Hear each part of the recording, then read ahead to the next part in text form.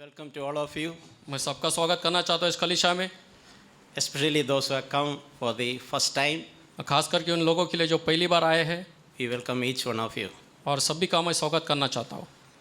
It's a joyful thing to be together, to praise God, to glorify His name and ये कितनी fellowship. आनंद की बात होती है जब हम सब मिलकर परमेश्वर की स्तुति आराधना करते हैं। Today I want to share something which God has put in my heart. आज मैं आपके साथ कुछ बांटना चाहता हूँ जो परमेश्वर ने मेरे हृदय में डाला है, On living by the grace of God. परमेश्वर की महिमा के साथ जीना।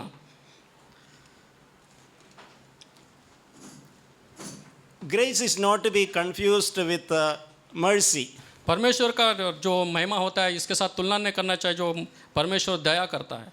We need God's mercy and we need God's grace. परमेश्वर के हमें दया की भी जरूरत है और उसकी अनुग्रह का भी हमें जरूरत होता है।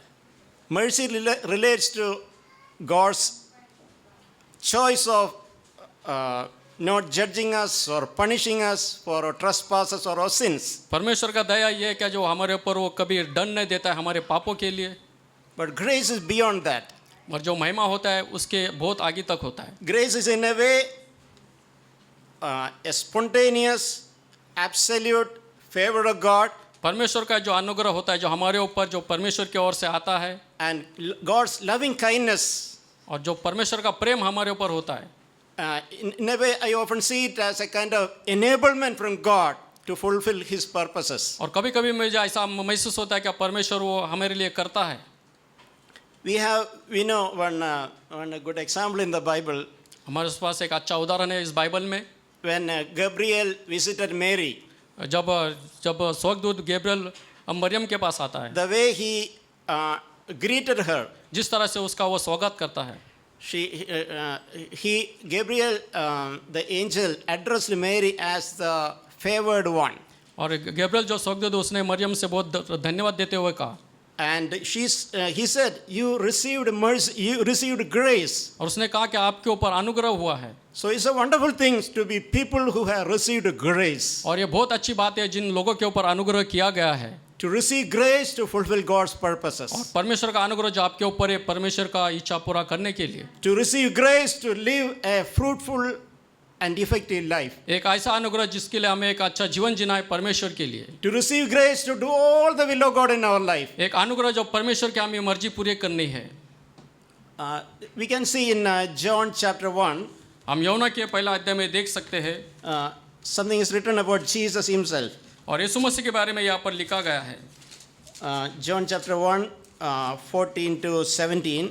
यूहन्ना का पहला अध्याय हम देखेंगे। And the word of John chapter 1, 14 to 17. And 14 to 17. पहला यूहन्ना का अध्याय में से हम पढ़ेंगे 14 से लेकर 17 वचन। And the word became flesh and dwelt among us, and we saw his glory as the only begotten from the Father, full of grace and truth.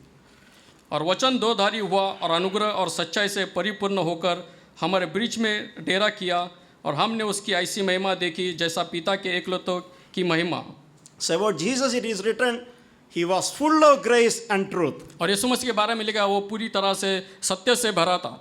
John testified about him and cried out saying, this was he of whom I said, he who comes after me has a higher rank than I, and for he existed before me. For of his fullness we have all received grace upon grace. यूहन्ना ने उसके विषय में गवाही दी और पुकार कर कहा, ये वही है जिसका मैंने वर्णन किया है कि जो मेरे बाद आ रहा है वो मुझसे बढ़कर है, क्योंकि वो मुझसे पहला था। So in verse 16 is a wonderful expression. और 16वें अध्याय में इससे भी बढ़कर कुछ बात लिखी गई है। For of his fullness we have all received grace upon grace. क्योंकि उसकी परिपूर्णता में हमसे सबने प्राप्त किया, अर्थात अनुग्रह पर अनुग्रह। And he continues to say, for the law was given through Moses, grace and truth were realized through Jesus Christ. इसलिए कि व्यवस्था तो मूसा के द्वारा दी गई, परंतु अनुग्रह और सच्चाई यीशु मसीह के द्वारा पहुंची। So it's good to understand, law came through Moses and grace and truth were realized through Jesus Christ. और व्यवस्था मूसा की ओर से आई, परंतु अनुग्रह यीशु मसीह के द्वारा आई। So, the word grace is a very important new covenant theme. और ये जो अनुग्रह है जो नया वाचा का बहुत महत्वपूर्ण बात है. Many times it is referred in the New Testament. बहुत बार इसकी तुलना की गई है नया करार में. It's very important for us to understand and live by the grace of God. और बहुत जरूरी है हमारे लिए कि हमको परमेश्वर की दया के अनुसार जीना है. So we can say that we received salvation and justification by the grace of God. हम ये बात कर सकते हैं हमारा उद्धार हुआ है परमेश्वर के अनुग्रह के द्वारा. In Ephesians chapter 2 verses 5 to 8 we read like this. एफिसो के दूसरा अध्याय में हम देखेंगे. Ephesians 2 5 to 8.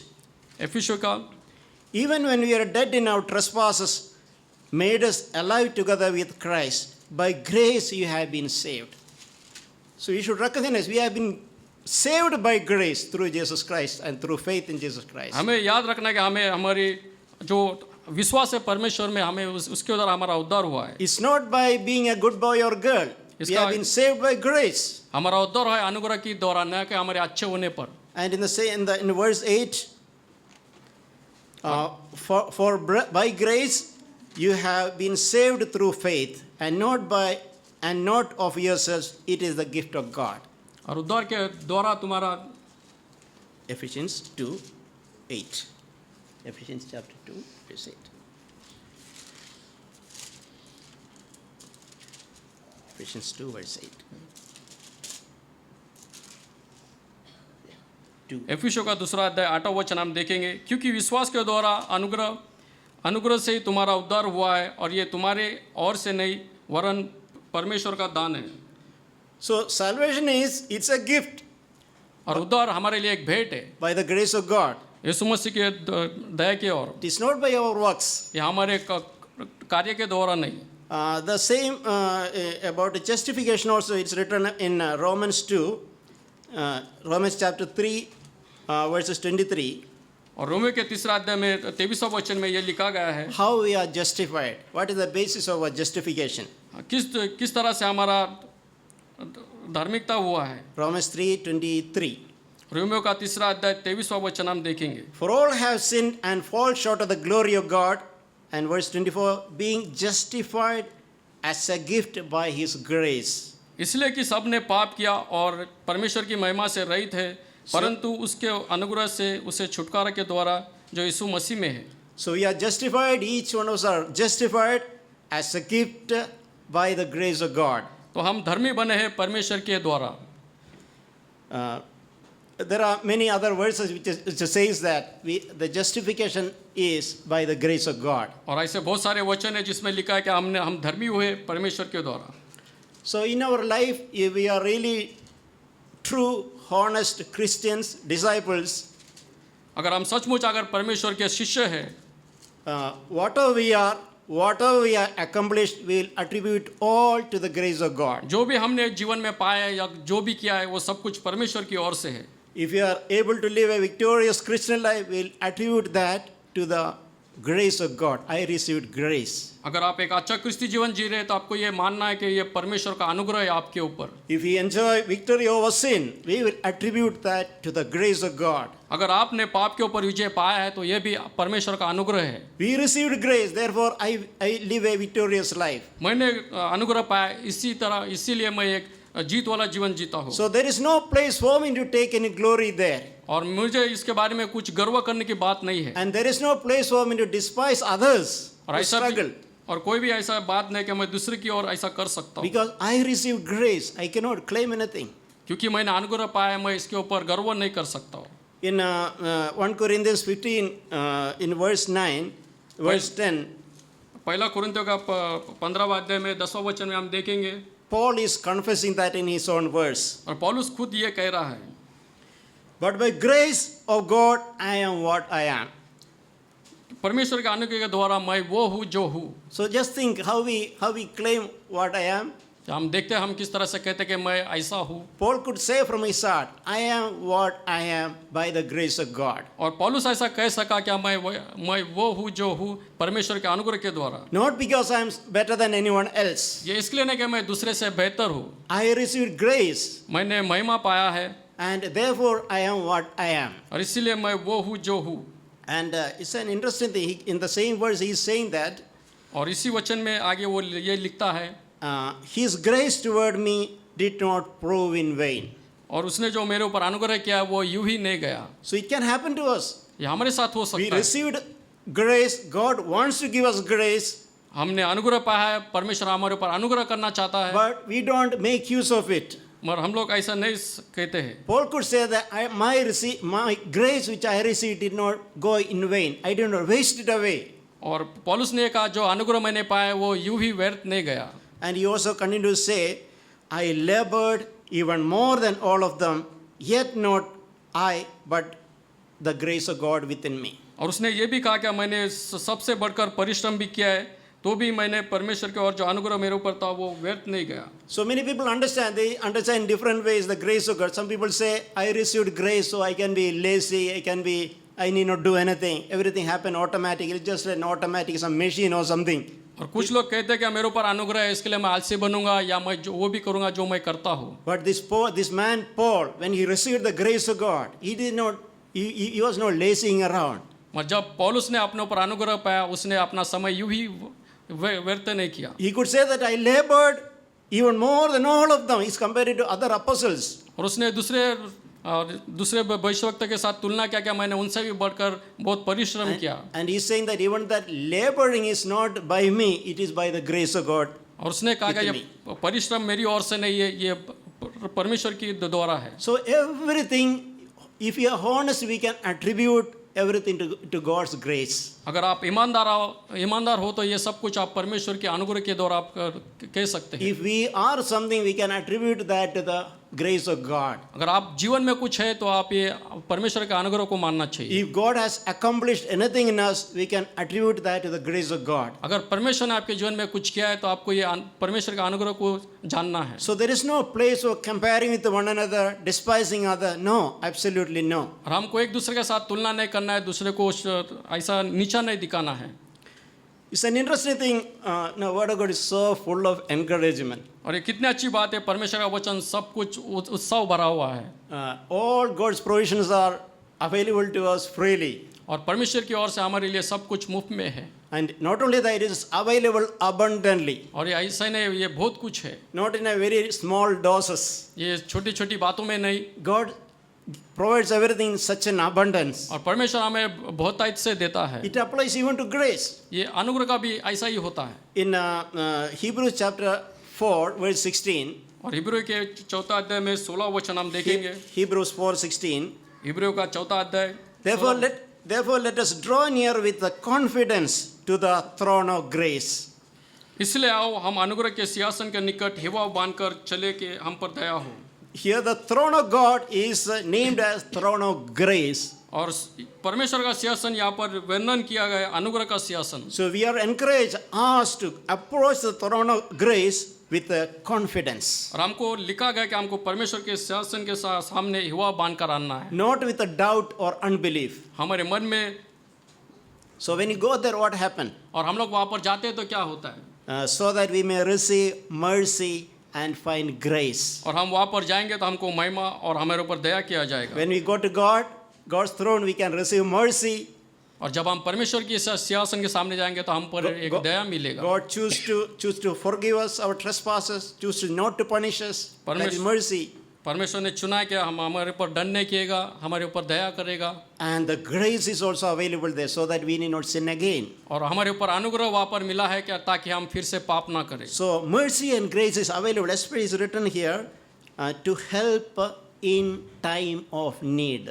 और यहाँ पर लिखा गया हमारे ऊपर अनुग्रह किया है, हमारे ऊपर दया किया गया है, ताकि हमारे वक्त के ऊपर हमें ये जरूरी पड़े। What a wonderful thing it is. कितनी अच्छी बात है। God's mercy and God's grace is available in the time of our need. परमेश्वर की दया, परमेश्वर का अनुग्रह हमारे लिए जब हमारे वक्त पड़ेगा। Whenever the most needed time is there, is available. और जब हमारे ऊपर जब जरूरत पड़ता है, जब वहाँ पर हमें मिलता है। Mercy is available, the grace is available. दया भी वहाँ पर है, अनुग्रह भी है। If you are struggling in sin, the grace of God is available at the throne of grace. अगर आप पाप में आप जूझ रहे तो वहाँ पर आपको दया और अनुग्रह मिलेगा। And we can make use of the grace of God, and we need not we need not fall into temptation. और हम कभी दया पाकर हम कभी पाप में नहीं गिरेंगे. So it's a wonderful thing to remember and let it sink in our hearts that mercy and grace is available from the throne of grace in the time of my need. और जब हमें जरूरत पड़ेंगे हमको याद रखना है कि परमेश्वर का अनुग्रह, परमेश्वर का हमारा दया हमारे लिए हमेशा है.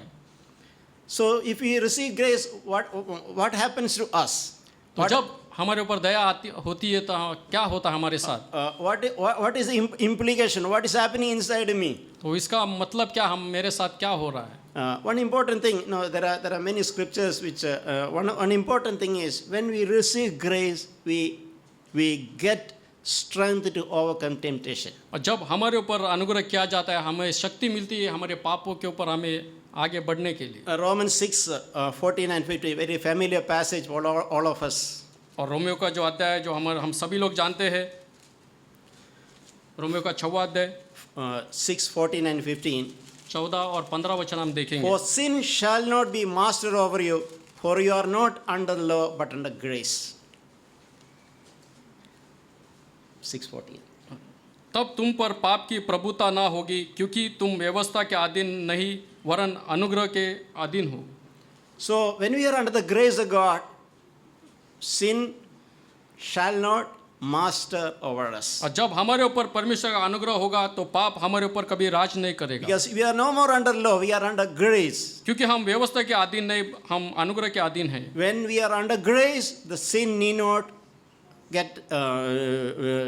not master over us. जब हम अनुग्रह के तले होंगे तो कभी पाप हमारे ऊपर राज नहीं And करेगा. verse 15 also say, what then? Shall we sin because we are not under law but under grace? May it never be.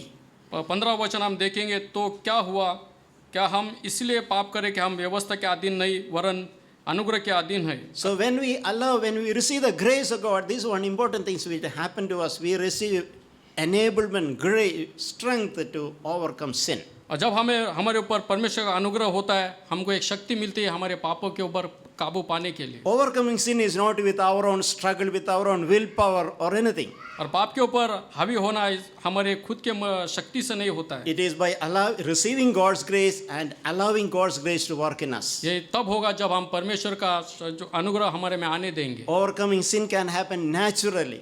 या जो पाप ऐसा ही स्वभाव होता So है. let's really allow the grace of God to work in us and see that we enjoy that sin is not master over us. भाई हम परमेश्वर के अनुग्रह को हम जगह देंगे हमारे हृदय में ताकि पाप हमारे ऊपर कभी राज ना कर सके. There's an interesting verse which helped me many years before in Titus chapter 2. एक ऐसा वचन है जो मेरे जिंदगी में मुझे बहुत काम आया जो टाइटस के अध्याय में से. Titus 2:11 to 14. टाइटस का दूसरा अध्याय 11 से लेकर 14 वचन हम देखेंगे. For when the grace of God has appeared, bringing salvation to men, instructing us to deny ungodliness and worldly desires, and to live sensibly, righteously, and godly in this present age. Titus 2, 11 to 14. 11 and 12. Titus 2, 11 and 12.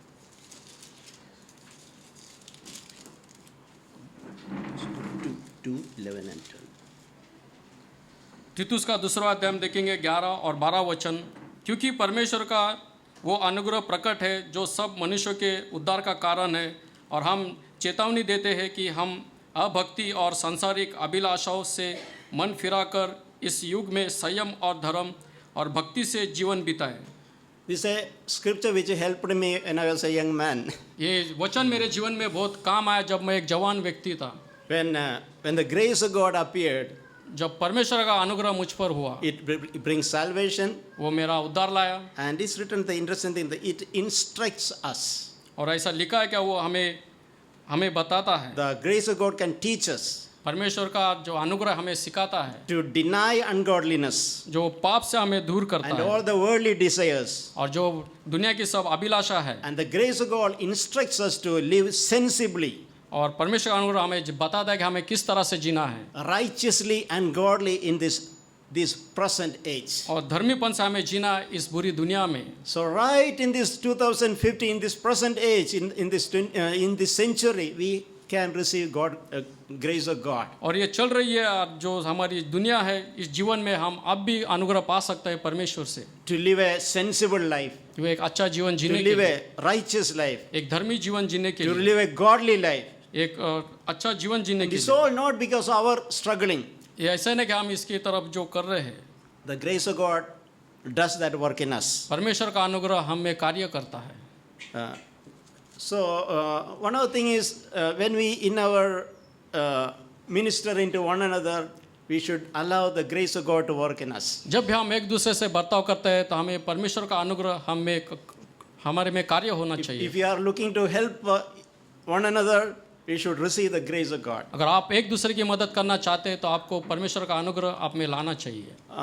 Romans 12:6. Romeo का 12वां अध्याय 6वां वचन। Romans 12:6.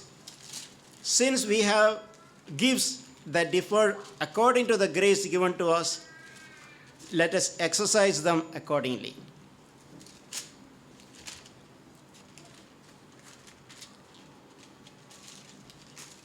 Romans 12. Romeo का 12वां अध्याय 6वां वचन हम देखेंगे। जबकि उस अनुग्रह के अनुसार जो हमें दिया गया है, हम भिन्न भिन्न वरदान मिले हैं, तो जिसको भविष्यवाणी का दान मिला है वो विश्वास के परिणाम के अनुसार भविष्यवाणी करे। So in serving one another, in ministering to one another, there is a place for the grace of God. एक दूसरे की सेवा करते हुए अनुग्रह का एक स्थान है हमारे जीवन में। Otherwise, we can serve with our soulish nature. या हम लोग हमारी खुद के मर्जी से एक सेवा कर सकते It हैं can impart, instead of life, it can impart death. और जीवन देने के बदले एक मौत ला सकता है। That soulish nature can be, that ugly soulish nature can be revealed if you try to do that. अगर आप ऐसा करेंगे तो आपके मन में क्या है वो बात बाहर निकलेगा। But when we receive grace of God, we can serve one another through the gifts we have received through the grace of God. और परमेश्वर के अनुग्रह के द्वारा हम एक दूसरे की सेवा कर सकते हैं जो परमेश्वर ने हमें वरदान दिया है।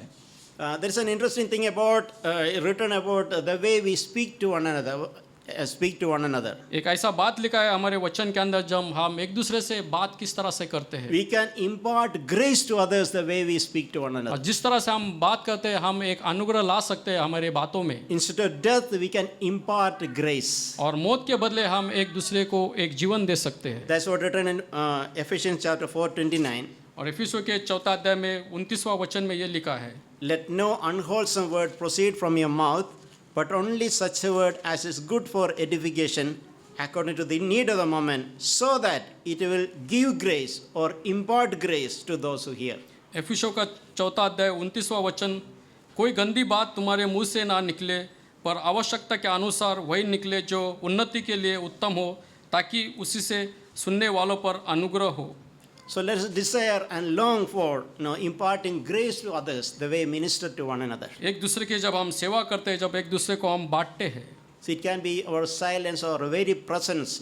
Our presence can impart grace to others. और हमारी उपस्थिति के द्वारा हम एक दूसरे के ऊपर अनुग्रह कर सकते हैं। Our words can impart grace to others. हमारे बातों से हम दूसरे के ऊपर अनुग्रह कर सकते हैं।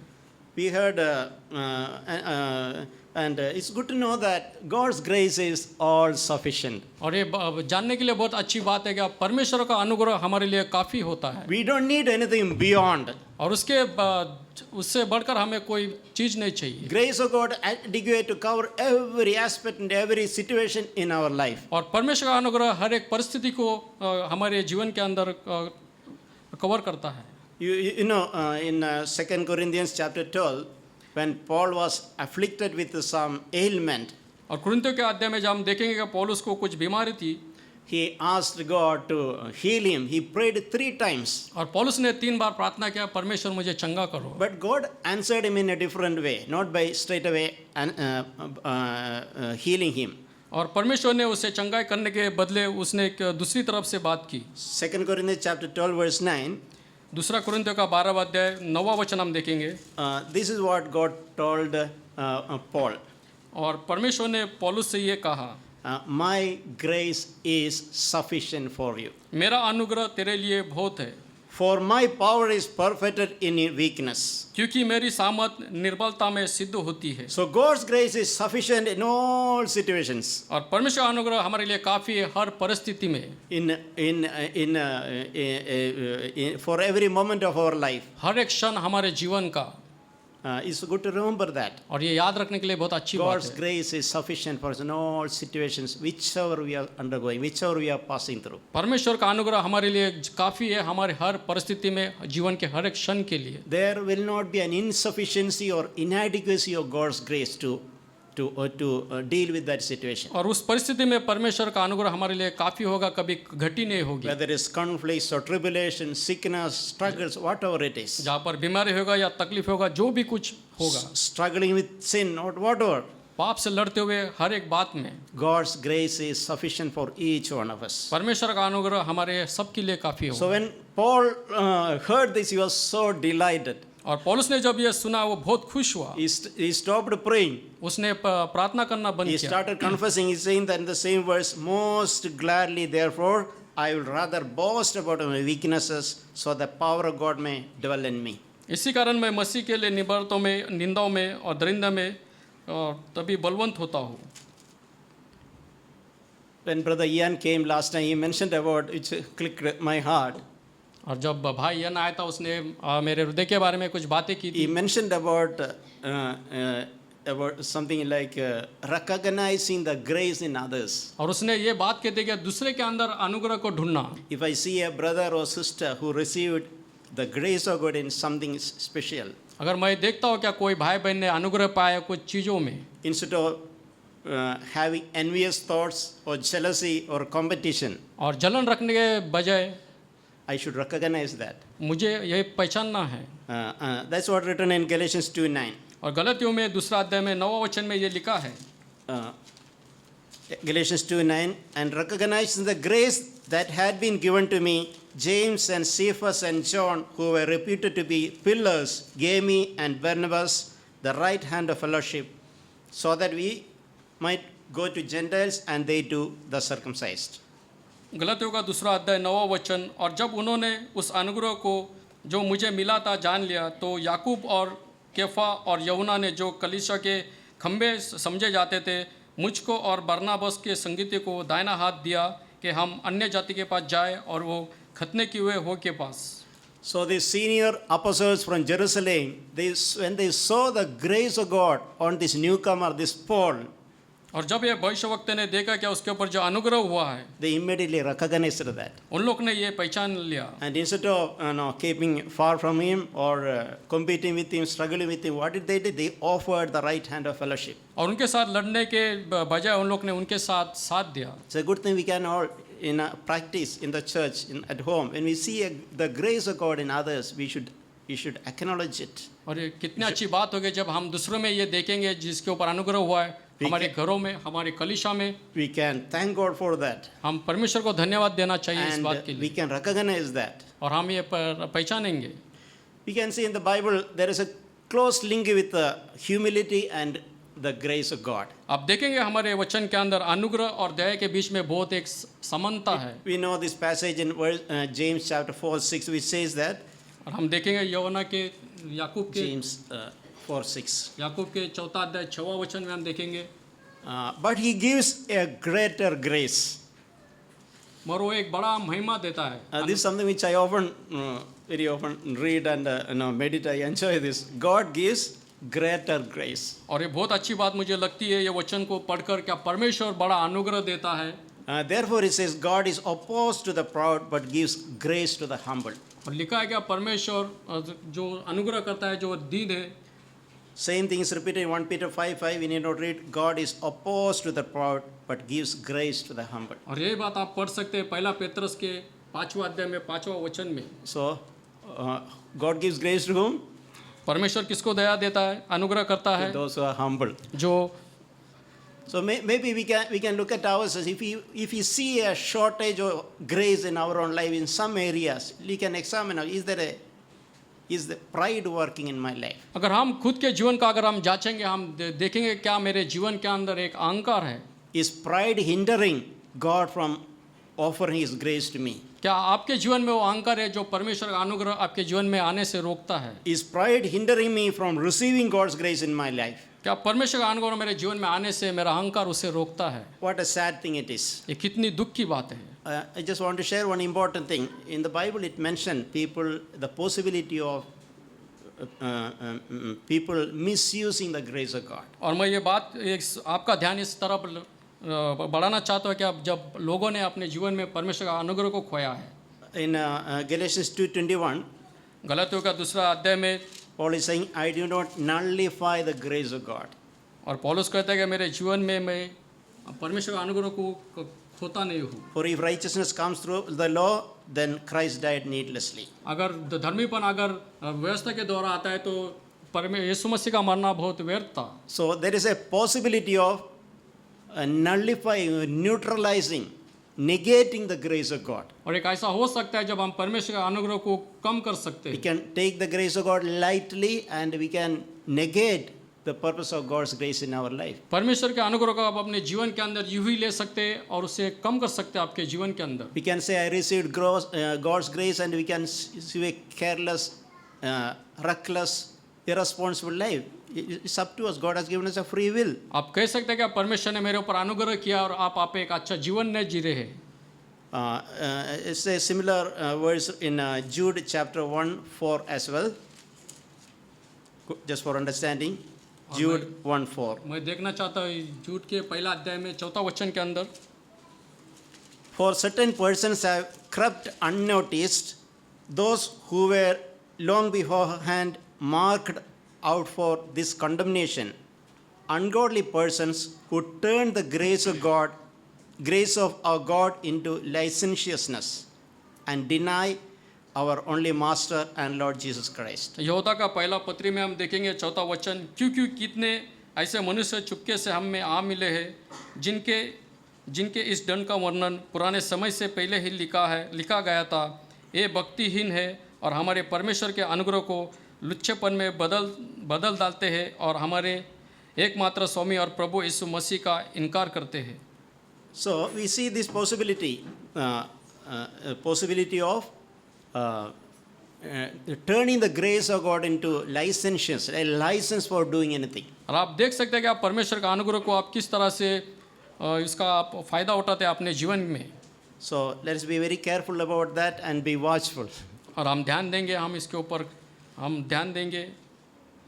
So we can see things around. It gives an answer sometime. People who speak about grace of God, they live a life not in alignment with what God expected. और हम देखेंगे हमारे बहुत सारे जीवन के अंदर जब हम कहते हैं कि हमारे जीवन में अनुग्रह है और हमारा जीवन उसके बिल्कुल विपरीत होता है। I just want to conclude by saying that और मैं समाप्त करना चाहता हूँ ये बात कहते हुए, the grace that is in us, it can grow. और जो अनुग्रह हम में वो बढ़ सकता है। As I mentioned, God provides everything in such an abundance. और जैसा मैंने पहला कहा था, परमेश्वर किस तरह से बहुत से हमें सब कुछ देता है। In 2 Peter, last verse says that grow in grace and knowledge of the Lord. और दूसरा पेत्रस के तीसरा अध्याय कहता है कि आप परमेश्वर के अनुग्रह में आप आगे बढ़ते जाइए। So we may be somewhere, but we can grow in the grace of God. हम कहीं पर भी हो सकते हैं मगर हम परमेश्वर के अनुग्रह में बढ़ते जा सकते हैं। What a wonderful possibility it is. और कितनी अच्छी बात है ये। We need not be stagnant anywhere. We can grow in the grace of God. हम यूं ही एक स्तर पर रह नहीं सकते, हम आगे बढ़ सकते The हैं। grace in us can further grow. और जो अनुग्रह हम में वो और बढ़ सकता है। And there's a beautiful verse in 2 Corinthians 9:8 as well. और दूसरा कुरिन्थियों में 9वां अध्याय 8वां वचन में एक वचन लिखा है। 2 Corinthians 9:8. दूसरा कुरिन्थियों का 9वां अध्याय 8वां वचन, And God is able to make all grace abound to you, so that always having all sufficiency in everything, you may have an abundance for every good deed. परमेश्वर का सब प्रकार का अनुग्रह तुम्हें बहुतायत से दे सकता है, जिससे हर बात में और हर समय सब कुछ जो तुम्हें आवश्यकता हो तुम्हारे पास रहे और हर एक भले काम के लिए तुम्हारे पास बहुत कुछ हो। So we can see an upward cascading kind of thing, growing, multiplying. और आप देखेंगे ये जो ऊपर बढ़ता हुआ और आगे बढ़ते हुए The grace of God can grow in abundance in our life. परमेश्वर का अनुग्रह हमारे में बहुतायत से बढ़ सकता है। And in 2 Timothy, Paul is Paul is teaching, encouraging Timothy in 2 Corinthians chapter 2:1, saying to be strong in the grace of God. और दूसरा तीमुथियुस में पौलुस कहता है तीमुथि से आप परमेश्वर के अनुग्रह में आगे शक्तिशाली बढ़ते जाओ। 2 Timothy chapter 2 verse 1, be strong in the grace that is in Christ Jesus. So we all can be strong in the grace that is in Christ Jesus. और हम सब मिलकर हम परमेश्वर के अनुग्रह में बलवंत हो सकते हैं। So may God really help us and increasingly receive this spontaneous favor, God's loving kindness in our life, और मैं प्रार्थना होता है परमेश्वर का अनुग्रह हमारे जीवन में बढ़ता जाए, which is enough and sufficient in all situations in our life. जो हमारे लिए काफ़ी है हमारे जीवन के हर एक स्थिति के लिए। And by the grace of God that we have received, we can really live a fruitful, successful, victorious Christian life. और जो महिमा जो अनुग्रह हमको परमेश्वर की ओर से मिला है हम उसके तुलने में हम एक अच्छा क्रिस्ती जीवन जी सकते हैं। And with the same grace of God, we can minister to others, we can bless others, touch others. और इसी अनुग्रह के साथ हम दूसरे की सेवा कर सकते हैं, हम उनको छू सकते हैं। May God bless us. परमेश्वर हमें आशीष करे। We read from Titus chapter 2 these verses. If you go through Titus, we can see that Titus chapter 2, it is interesting to see that in verse 1, it is written, speak the things which are proper for sound doctrine. That is how Paul is starting that particular chapter. Speak these things which are proper for sound doctrine. If you see the last verse of chapter 2, you know what is written? Speak these things, exhort and rebuke with all authority. Let no one despise you. In other words, what Paul is telling is, these are things to be spoken in the church frequently. Because he starts with chapter 2 verse 1, speak these things. Ends in chapter 2 verse 15, speak these things. It's in between, we can see he is telling to different types of people, older men. He's telling, be sober. See, what is the meaning of sober? Sober means be serious and thoughtful. Reverent, temperate. To old women, he is telling, you have to be reverent in behavior. You should not be gossiping. You should not be slanderous. You should not be telling evil of others. It's written to young people. It's interesting if you can see, what is the first thing Paul says to young people? Chapter 2 is written, verse 6, likewise exhort young men. What is the first thing he says? To be sober-minded. See, that is the first thing Paul is telling to young people. Be sober-minded. Not all the time laughing and joking and... No, be sober-minded. Be sound. That is... What is the meaning of sober-minded? Sober-minded means be serious and thoughtful in your life. Not all the time. Not that we cannot crack jokes, but that should not be the way of life in our life. And it's also written to verse 9, exhort bond servants. Bond servants means we can say workers or employees. See, all of us are employees. You know what is written? Be obedient to the masters. Be well-pleasing in all things, not answering back, not pilfering, and it's written, showing all fidelity that you may adorn the doctrine. Just think of that word. Through you be workers, you are employees, you adorn through your life. You should adorn the doctrine. You should, make the doctrine of Jesus beautiful. How we can do all these things? Older men. See, in our church, we have got older men, older women, young people. All of us, most of us are workers. How we can do all this? And that is why grace of God is given. And then is written, grace of God that brings salvation has appeared. So that means this grace was not available in the Old Testament. Something has appeared now. What has appeared?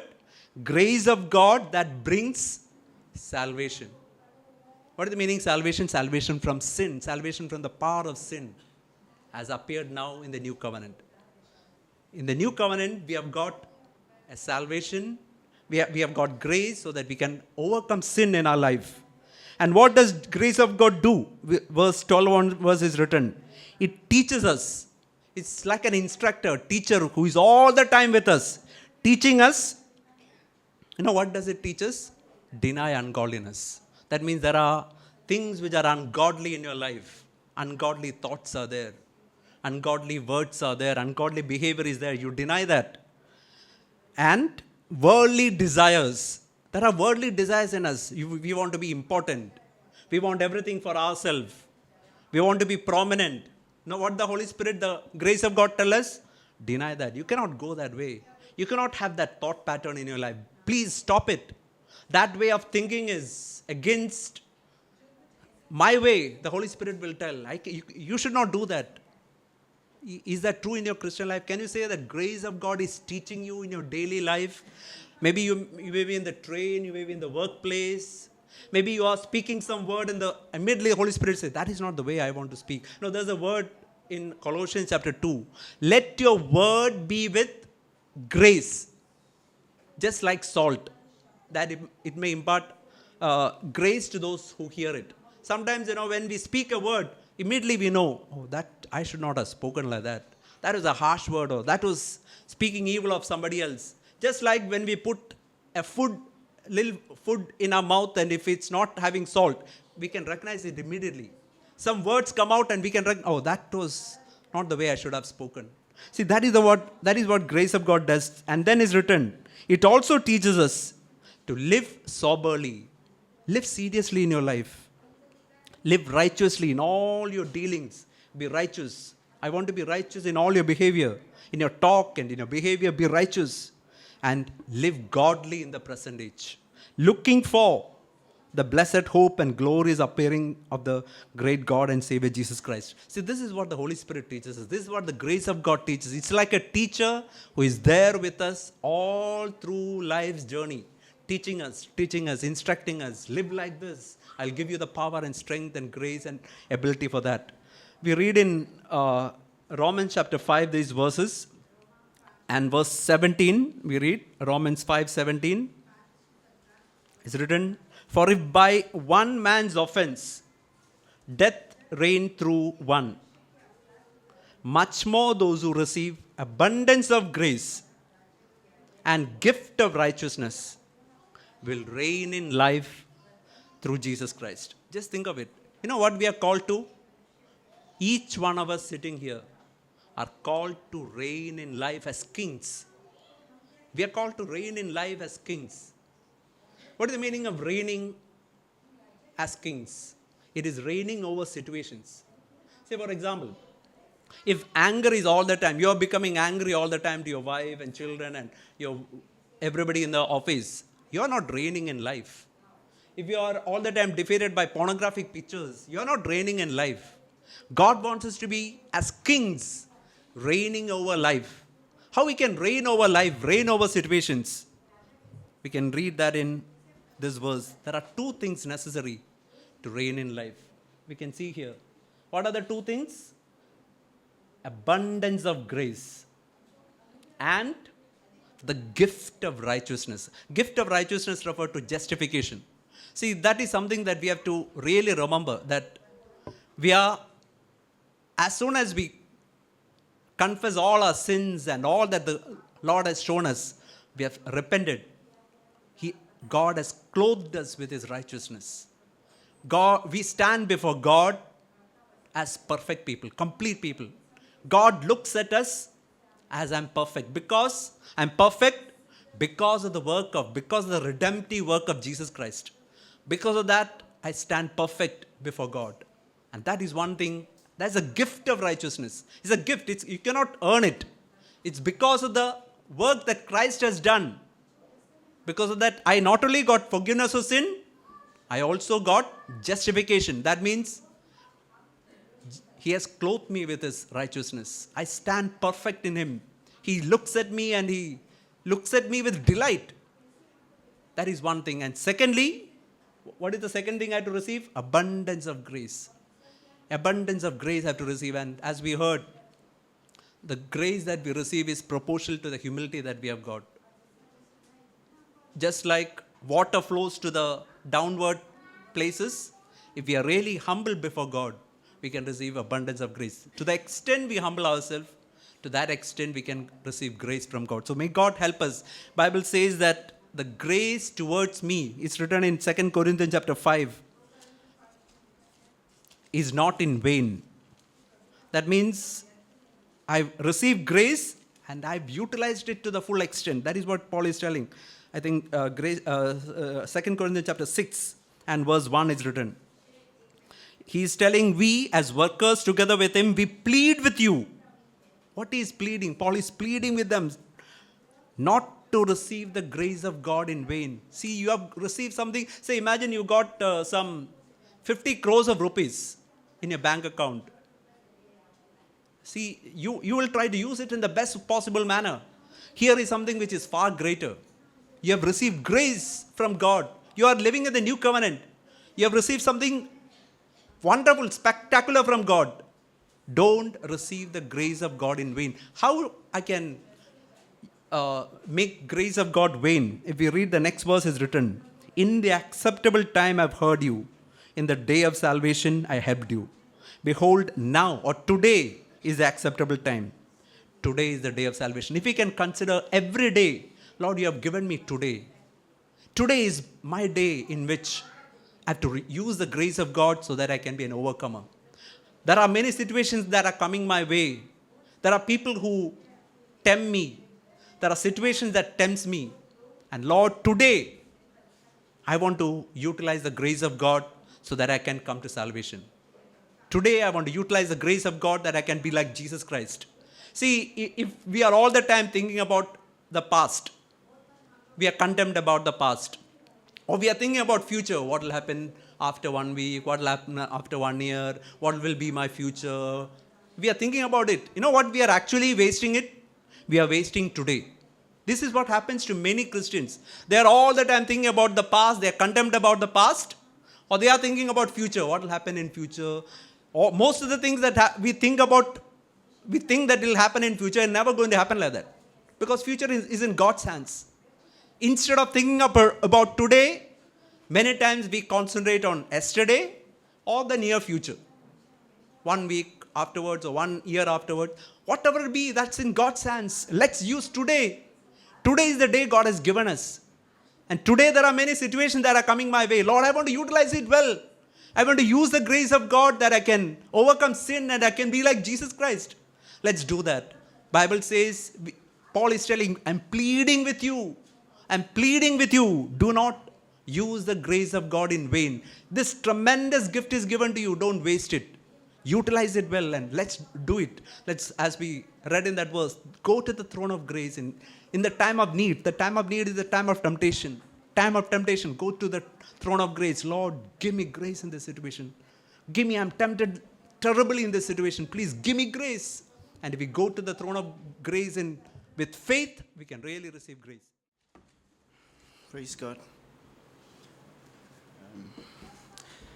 Very quickly, I would want to share what the Lord has poured in my heart. Over time in my life, I believe past, as in those days when I believe I know everything, you know, the Word of God is in my heart. And over time, I see myself keep falling into sin. In our lives, we think we are there, but I want to tell you by the grace of God that we all think we are there, but we need to do more. The Bible says, when Paul was speaking in the Word of God, he said, that I may know him. That I may know him. And the power of his declaration. That I may know him. He said, I don't know him yet. I was like, oh my God. Paul saying this, that I may know him. That means that he needs to know God the more. Every time, every day. I want to say this. It's like in our life, when we come to church, we all think church is a place for, it's like a building for us to be holy. And when we go back home, we continue in our sins, in our way of life. I believe it is not a place, for instance, Like smokers now, smokers, when they come to church, you don't expect them to bring their cigarette into church. They have to drop it outside. You cannot watch porn inside the church. Obviously, that is same thing in our lives. When we come to church, we think church is a place to be, to be separated for holiness. But really, church is our heart. We need to, focus on God day after day. The Bible says, looking unto Jesus, the author and the finisher of our faith. We need to focus on Christ, Jesus. Basically, the Lord is telling us, the Lord has poured it in my heart over time, that what I need to do is to move on. It's not because I know this, I know that, I know this, I know the word of God in my head. The word of God is just in my head. I have it all in my head. It is not like that. It is more. The word of God is more.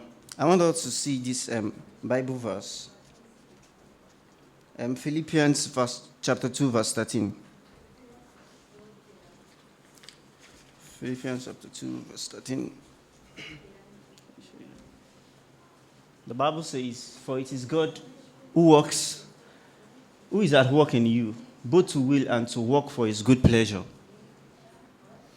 It is God who is at work in us. It is God who is at work in me, to do of his good will and pleasure. I don't use by my power. The Bible says it is not by power, not by might, but by the grace of God. It is the work of God in you. It is God who is at work in me, both to will and to work for his good pleasure. Let us check another verse. I wrote something here. It said, if we could forget that we do something or we are something and continue to look and search for him, he will show up more. He will show himself more to us. To note this, that sometimes God can be locked up in our spirit, but yet our heart oozes darkness. Even though we have God in our hearts, we have God deposited in our hearts, that doesn't mean you are there yet. The Bible says we walk more. It is by grace, yes, we accept, but it is by grace we receive Jesus Christ. But we need to do a little. We need to walk. We don't just receive grace and sit and say we are there. We need to read the Bible, to study the Word of God part-time, to study the Word of God in our heart, to carry the Word of God in our heart wherever we are, wherever we go. I wrote something again.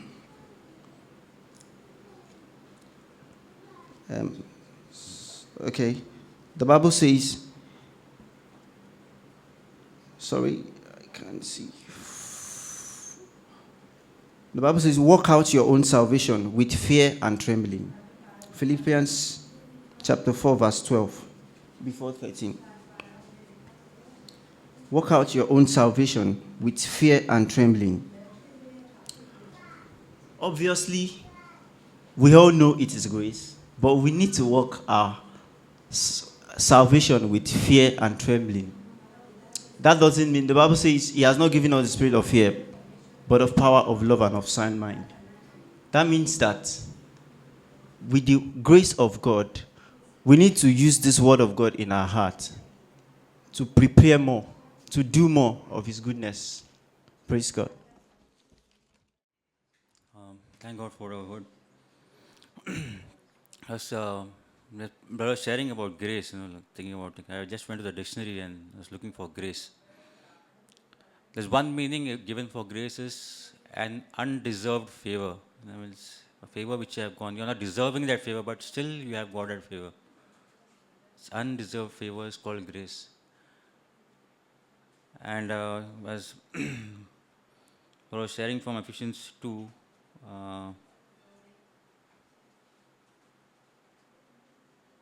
from verse 8, it says, for grace you have been saved through faith and not of yourself. It is a gift of God, not as a result of your works, so that no one may boast. Yeah. God loved us, He gave us life, and He has kept, He has helped us, cleansed us, given us a new life. So it says, it's something I shouldn't boast about certain things that I am doing this, I know about the Bible, I know many things. It's nothing about that, but really thanking God for everything. As I was sharing about that, Bible is all in my head, but it's not in my head, it should be in my heart. Well, it's, I've seen sometimes, like once you know certain things, it goes to the head. But God really wants the love from our heart. In the workplace, I've seen like many times, like try to do certain things, like I won't get angry, I won't do this, I won't do that. But later on, it's from the same Santosh what I am, like going back. But if we really pray hard and really ask God for grace, God, I want that undeserved. I don't deserve that favor from you, but I want this favor.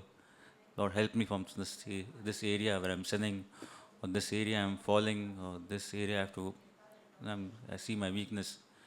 God is there to help. Jesus always says, when this verse always says, like, if he says, learn from me.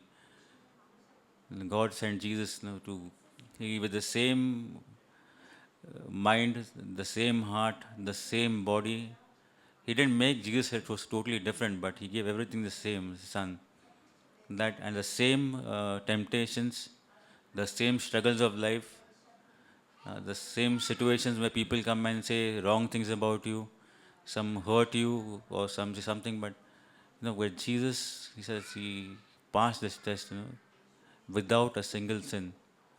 And then he says, learn from me. I have learned this part. Whenever you have any problems, come and see how I lived, and then you can walk this world. And God will give you grace that you will walk, you will become more than overcomers. I really pray that I really don't take this grace of God, this undeserved, which I don't deserve, this favor that I've given God, just uh, just for granted, but take it seriously and really take it that no, God, I did not deserve this, but you have given me, and I don't want to take this life just for granted. I want to live a life for you. I don't have that love for you, but I want to love you from my heart. I want to have your word in my heart and not in my head. That I can really live this life to please you. Not there are certain times, like I had this attitude, I should think, sometimes do certain things and say, okay, let's enjoy now. There's much time ahead. Anytime later, I can say sorry and things are okay with me. God will forgive me. And who's telling this lies? It is not Jesus who's saying this or God saying this. Who's Satan who's saying this? Enjoy now, and later on, at the end time, you can ask for forgiveness, and everything will be forgiven. It's not that, It's really one thing is knowing God, loving God, and living like Jesus. Really, God help us to look unto Jesus. He's the author and finisher of faith. Really look unto Him and learn from Him, and our life may really go through. I thank God for what I heard and that what we heard from Hebrews chapter 4 and verse 16, which says that let us therefore draw near with confidence to the throne of grace, that we may receive mercy and find grace to help in time of need. It's so wonderful that we have received grace from God, and that God's throne has become a throne of grace for us. Just like brother was sharing, that the throne of God is called a throne of grace. But at the same time, when we think of a throne, it could also be a throne of judgment. But because of Jesus, that judgment does not fall on us. Now, in this present time that we are living in, we, as children of God, we don't come to God's throne in fear. We don't come thinking that God's judgment is going to fall on us. And that is God's grace, that we can come to Him to this throne as the throne of grace. And also what we heard about that abundance of grace we have received. We read in Romans 5:17.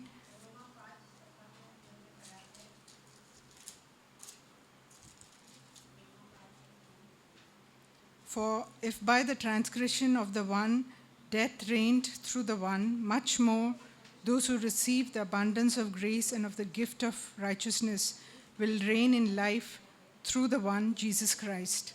And also verse 21, it says that as sin reigned in death, even so grace might reign through righteousness to eternal life through Jesus Christ our Lord.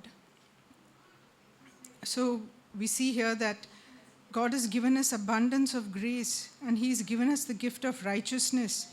So this is the time of grace that we are living in, and what we do with it is our choice, is what we are going to use. Are we going to come to the throne of grace to find help in our time of need, or are we just going to ignore or to just despise this grace that God has given us? Like I was thinking of what is given in Acts chapter 10 and verse 42.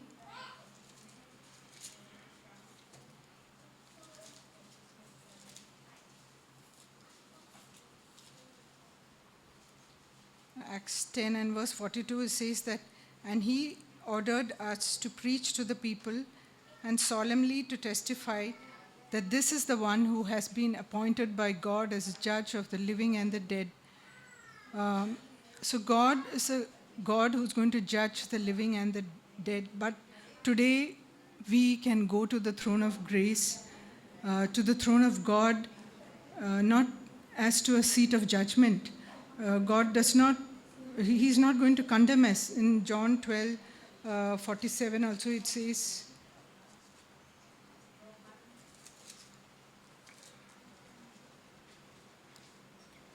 it says in verse 47 of John chapter 12, and if anyone hears my sayings and does not keep them, I do not judge him, for I did not come to judge the world, but to save the world. So I was just thinking that we are so privileged, we are so blessed that today when we come to God's throne, we do not come in fear. We can come to the throne of God as to the throne of grace, and a place where we can receive grace and mercy. But it is up to each one of us what we do with this great mercy and grace that we have received from Him. Are we going to make use of it? Are we going to come again and again to this throne of grace and seek for that grace and mercy from God? Or are we just going to leave it, let it go, this wonderful blessing that God has given us? It says that, for I did not come to judge the world, but to save the world. And Jesus, the name Jesus itself means that He has come to save us from our sins. So He's come to save us. So let us make use of this opportunity, the time that we have now, before judgment falls, before the time of judgment comes. This is the time of grace to go to His throne of grace, to seek mercy and grace in our time of need. I thank God for the word God spoke to me. The grace of God, that's the helping my time of different needs. I thank God for that. And God was speaking to me through James 1, 2-4. My brethren, count it all joy when you fall into various trials. So that grace is available for me to count it all joy when I fall into various trials.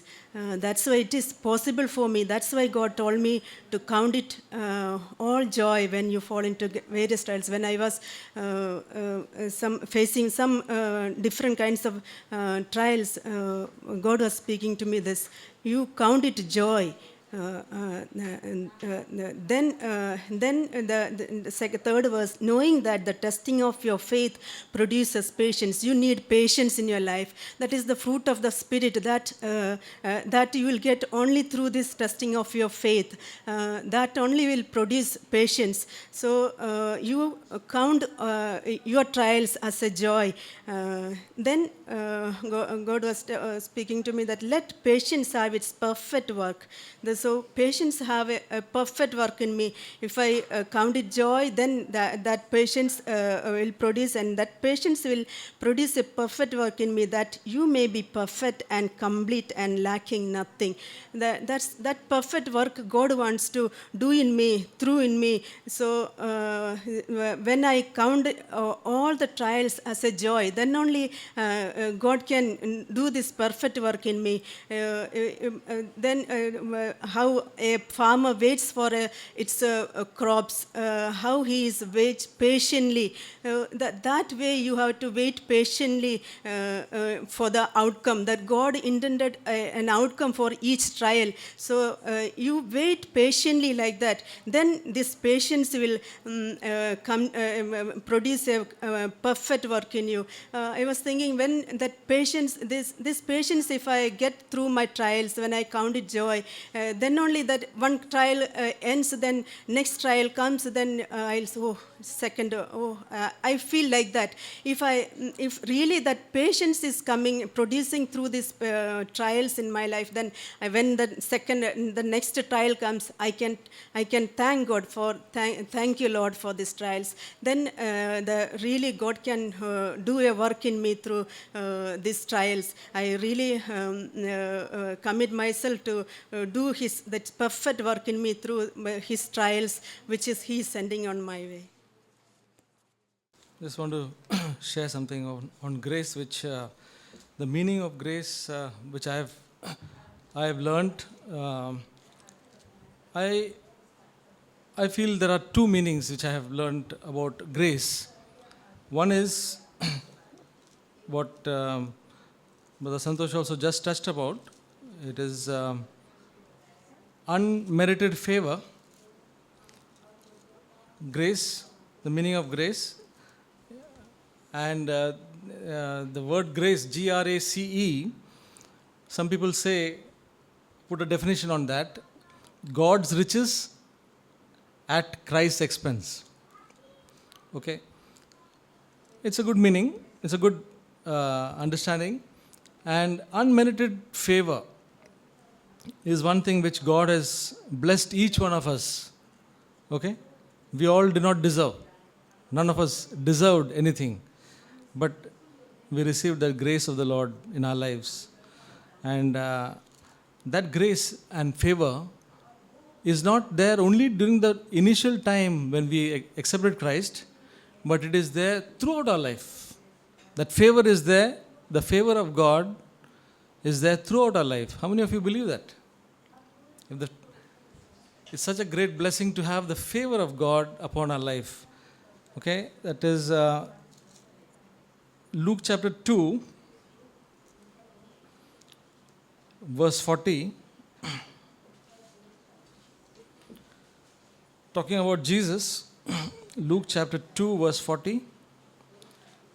And the child continued to grow and become strong, increasing in wisdom, and the grace of God was upon him. It's talking about Jesus. And the grace of God was upon him. And the grace of God has to rest upon our lives constantly. And his favor is there continually in our life.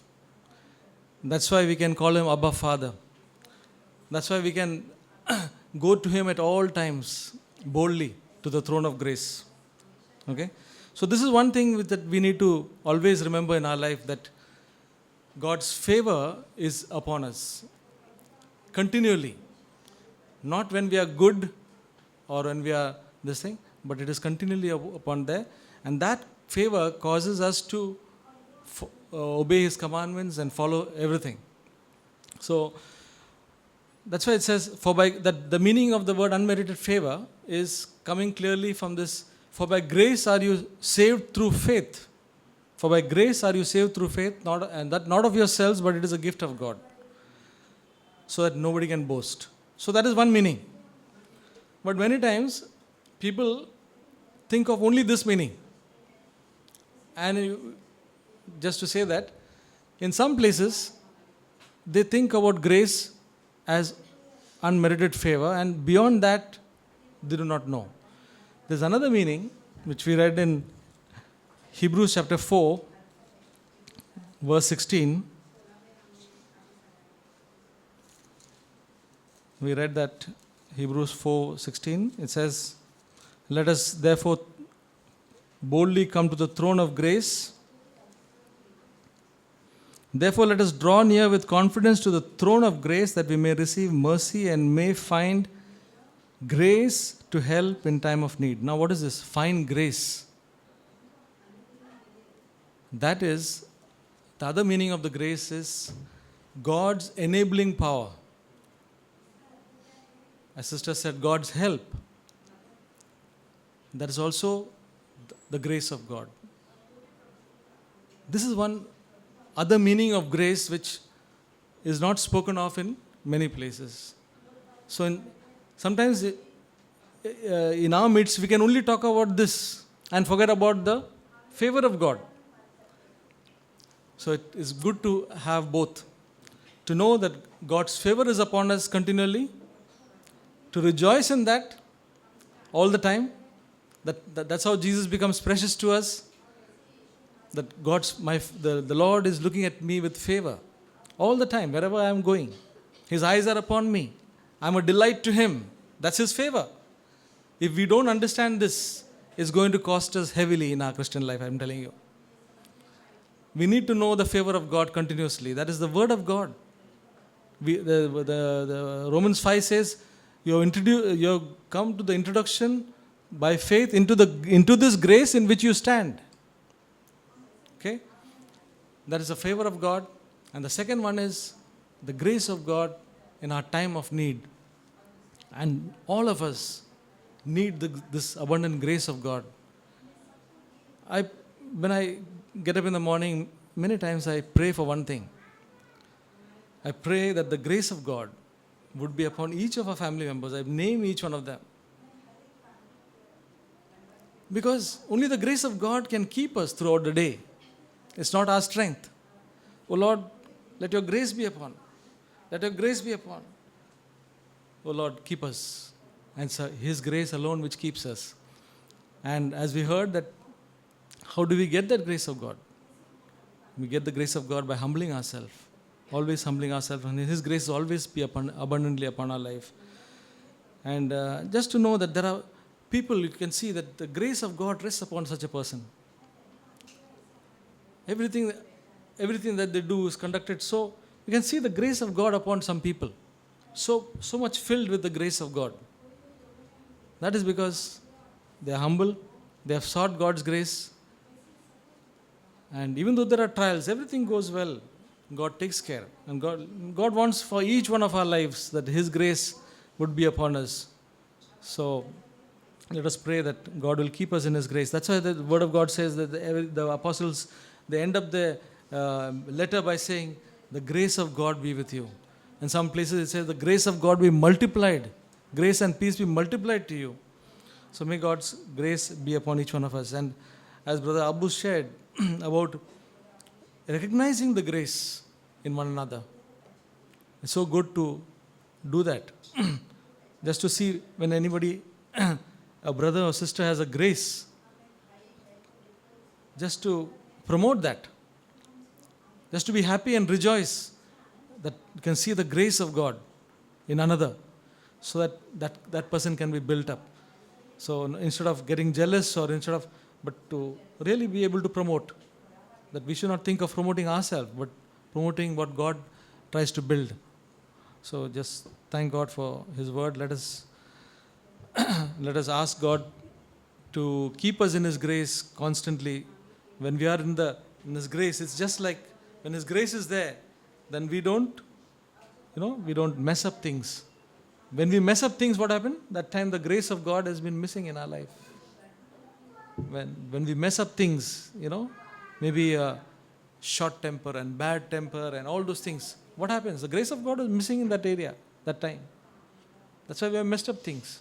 But to be in that grace, let's pray that God will constantly keep us in His grace. Amen.